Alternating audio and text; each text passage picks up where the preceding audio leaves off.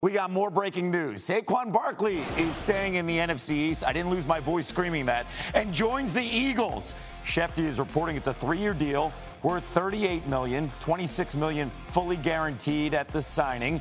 Barkley played on a 1-year modified franchise tag last season with the Giants. Following a few seasons filled with injuries and struggles, Saquon turned the clock back here, gotten back to his form over the last 2 seasons. The only running backs that have averaged more scrimmage yards per game over the last 2 seasons, Christian McCaffrey, Josh Jacobs, and Derrick Henry. Schefter back with us here. So a lot of Penn State Eagles fans losing their mind when you first reported this, of course, because he comes back home here, the local star coming back.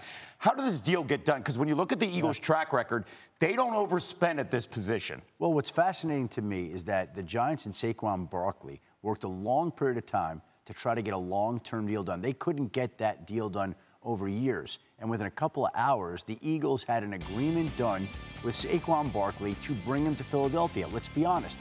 The Eagles felt like this was somebody that they've seen in the division, somebody they've gone against, somebody they wanted on their team. They prioritized it and paid the position. And one of the surprises of today, Kevin, was that running backs flew off the shelf. There were a slew of running back deals. And in other free agent years, running backs have sat there for days on end in free agency, not getting the money they wanted.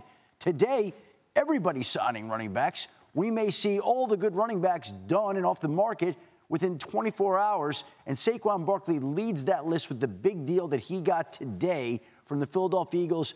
They know what they want, your team. Yep. They identified him, and they went and they got him. Keep in mind, too, the Giants wasting no time. You mentioned the running backs here. They also inked a deal 3 years with Devin Singletary. Schefter, stay with us. Yep. Let's continue to get reaction. Mina Kimes here. Mina, what was your reaction when you found out Saquon was going to stay in the NFC East and now play in Kellen Moore's offense?